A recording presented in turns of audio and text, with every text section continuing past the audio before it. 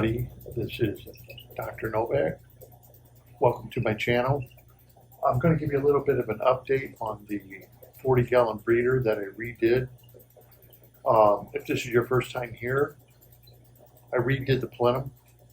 It was over 2 years old. It was a sand, basically 60 pounds of sand with about, maybe 20 pounds of gravel and a little bit of aqua soil mixed in there. But I redid it because I just didn't like the way it was going. So you can watch my previous videos and I show you how I did it, container to put them in, everything else. But a disaster happened yesterday.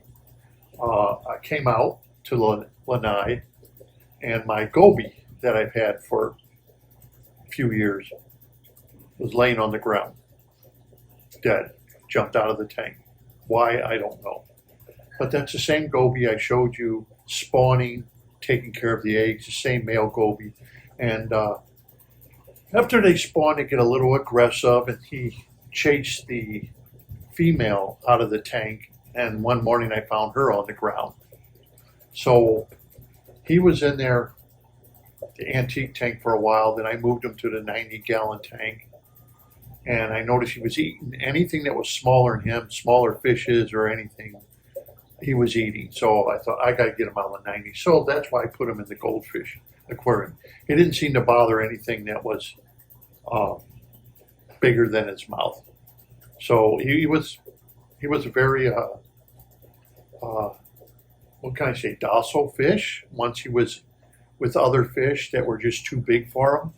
Sometimes he would chase him a little bit, but nothing to write home about. Well, one of the worst things is, when you have a fish jump out of your tank for just no reason at all, and they're on the ground dead. So that's what happened to the Goby. As far as me redoing the tank, if you remember correctly, I redid it. I kept the filter, and it had a BCB bag in it. I show a bag about so big. The filter, I let it run for over a month and did not touch it. And I redid the tank. And within 1 day's time, I had the whole tank all set up and ready to go. So the fish were only in that container 1 day. I made a container for them. They were only in there 1 day.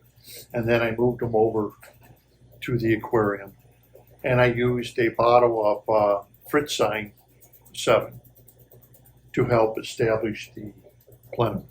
And that was about it. I didn't use any iron because I didn't need it, because I'm using the fluoride Seachem iron material that's loaded full of iron. They're clay. It's clay. And now I'm not sure if this clay is something that is in big chunks and they put it in a machine just to bring it down to a smaller size. I'm not sure how they mass produce it or where they're getting their clay from. But it has a lot of trace elements in it.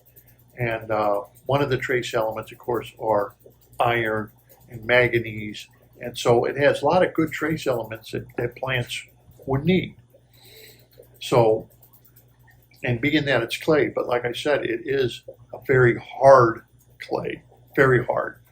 No different than, I would say, a piece of gravel. So you would need a hammer to hit it, no different than a piece of gravel. Where kitty litter or oil dryer, one of them, you can get by with maybe taking it and squeezing it real hard. And the kitty litter that was at, let's say, Walmart, because it wasn't baked, was very easy to crush. Took no effort at all.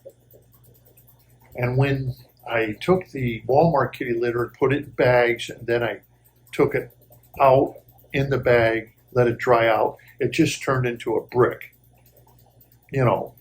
Where when I took the baked kitty litter from what I get here in Florida, you could tell a difference that when it dried out, it just looked like it came out of the bag of kitty litter. it didn't get hard like a rock. It didn't become, it just stayed all separate. So you can tell the difference between how baked kitty litter reacts and how the Walmart stuff that just basically turns into mush, and when you dry it out, it just turns into a brick.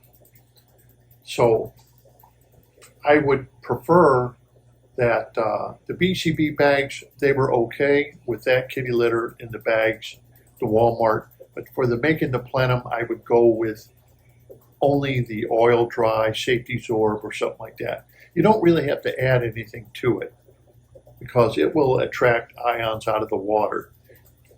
But one thing I noticed this morning, now Florida's getting a little cooler. We're out of the 90s. It was a very hot summer. Every day was in the 90s. Now it's not normally like that. We have humidity, okay. But normally you get 1 or 2 days in the 90s and then the rest of the days are all in the 80s. But this year, every day you look in the 90s, in the 90s, 90s, 90s, 90s. It wasn't as bad as, let's say, like Georgia. If you go to, Savannah, Georgia or something, there the heat index was 118 degrees with humidity of 100%. That was hot. It was hotter than Florida. But anyhow, because I'm in central Florida, it wasn't, it got hot, humid, but it was a bad year. But now the temperatures are cooling down. It's October, and you can see a difference. But one thing I wanted to make this video about like the aquarium here, you can tell the difference. And with the fish, for one thing, you can tell with the goldfish. The goldfish are now starting to chase each other for spawning. And you can see them rubbing up against each other. In case you're not familiar with that, that change of temperature, like right now it's 78 degrees. Now you would say, well, that's not very low, that's high. But for a goldfish, if your temperatures are in the high 80s and you go down to 78 degrees, that's cool down temperature. So I can already see, like right now, they're chasing each other. I'll show you. And just that little bit of temperature, but they seem to be very happy if they want to spawn because of the fact of I just feed them, dry food with the Eheim feeder there 4 times a day. But as far as like the tanks going, any ammonia problems? No. Nitrite problems? No. Nitrate problems, I haven't tested for nitrates yet. I was going to wait until the tank becomes more established, maybe after a month or two, I'll check. Let it get some age on it, and then I'll see how the nitrates are doing. But so I'm not worried about nitrates or phosphates right at this particular time. What I'm worried about, which all hobbyists should be worried about, is how well are the fish doing? Are there any diseases? Are they showing any stress? Besides the goby jumping out, and I don't know why it jumped out, the other fish show great growth rate, and the goldfish are showing spawning habits. Here's the goldfish, and as you see, they like nudge up to each other. Can you see that? That's usually not a sign of they want food, but they've been doing this all morning. They're basically nudging up to each other for spawning, so it must be the change of temperature. And they have grown quite a lot, believe it or not. I know some people complain feeding them so much, but you can see the walk-ins. See the walk-ins, how they're up against each other? That's not food. When they start nudging each other like that, that's usually for spawning. See that? But they have grown, all the fish have grown quite a lot since I got them back. Let's see. There's the Bellazini. They have grown. The Bellazini. They have grown considerably since I put feeding them real good and taking care of them with more food and changed over the substrate and everything to what you see here. The Corys, they're doing good. They're not showing any signs of spawning or anything, but they are doing fine. But yeah, I put some plants in. That's the plants that are there are the plants that I got from the seeds. So I thought, hey, I'll cut them out of the other aquarium and put them in this aquarium just to see what happens, how they do. Will they take? Will they not take? But yeah, as of right now, the tank is doing good. The fish are doing great without any, what I would say, stress. In fact, what I'm noticing is they seem to be eating some of the algae that's on the piece of wood in front of you. But here, there they are. See how they're nudging? See that? Those are that. See that? That's all spawning behavior.